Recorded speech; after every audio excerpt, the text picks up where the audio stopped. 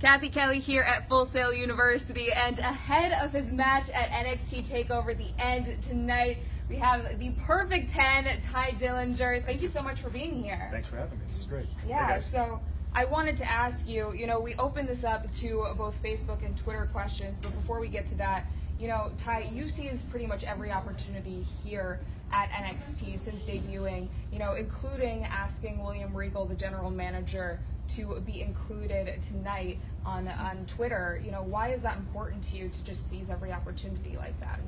Well, I think you pretty much said it. As far as I'm concerned, I have kind of stepped up to the plate on everything that I've been given here in NXT, but as a NXT superstar, as a WWE superstar, I'm always looking for more. I'm always looking to get up to that next step on the ladder.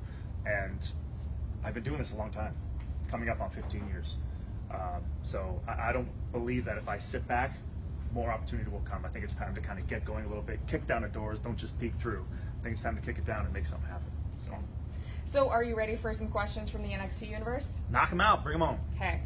Jimmy M on Twitter asked, what goes into your look, your haircut, your gear, everything? Specifically, who's your barber and how much does he charge for that haircut? The look. What do you think of the look? What do you think of the perfect 10 haircut? I think haircut? It's great, yeah. Are you flirting with me? It fits you. You flirting on Facebook? All right. All this is premeditated. It's kind of it's me. Yeah. It's basically me. I love this kind of hairstyle. The guy name is Brian Rendon. He's great. He's downtown, in styles haircut. The guy's great. But yeah, a lot of thought goes into it, but at the same time, this is kind of just me naturally showing what I like. I like kind of funky hair colors and hairstyles and ponytails and man buns. I like all that kind of stuff. So not a lot of thought goes into it, but at the same time, it does take a little bit of preparation to look like a perfect 10. Well, the perfect 10 isn't just your look, it's also your in-ring capabilities as well, right? Right. As I've stated before, I've been doing this for about 15 years. I've traveled all over doing this. I've wrestled with thousands of people, and I kind of like to think that I put in the hours. They say that in order to perfect something, you need to do something 10,000 times or put in 10,000 hours. Whatever it is, I've done that. And I think every time I go into an NXT ring, I prove that. It's all about reps. All about reps. So Jordan B on Facebook asked, how does it feel to have so much support from the NXT universe? Overwhelming at times, humbling, unexpected.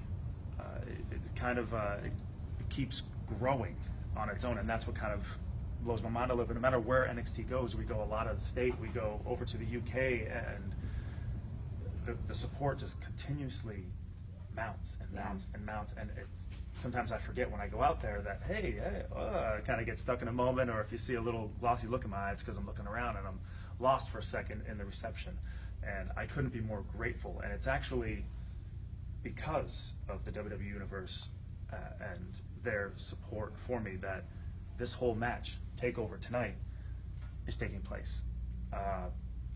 And for that, I get goosebumps just thinking about it. That's the power of the WWE Universe. That's the power of your voice. There's no greater voice than the WWE Universe. So for all of you out there that made this happen, that got on Twitter, that hit up William Regal to get this match to happen, from the bottom of my heart, I thank you. It's got to be so cool to walk out there and just hear 10 chants all over the place. Yeah, it's wild. It's nothing like it in the world, and that's why that's why I keep doing it. Yeah. So tonight you face Andrade Cien Almas, and you haven't necessarily seen him in the past, but he's got a leg up because he's seen your offensive moves. He knows your move set. Do you think that puts you at a disadvantage going into your match tonight against him? I don't think it puts me at a disadvantage. I know of him. I've heard his name. But at the same time, having been doing this, being in this industry the past 15 years, traveling to Mexico, traveling to Japan, wrestling all kinds of different styles, I've gotten used to the unexpected. And I think if you're going to be successful here in the WWE, you need to be ready for anything at any time.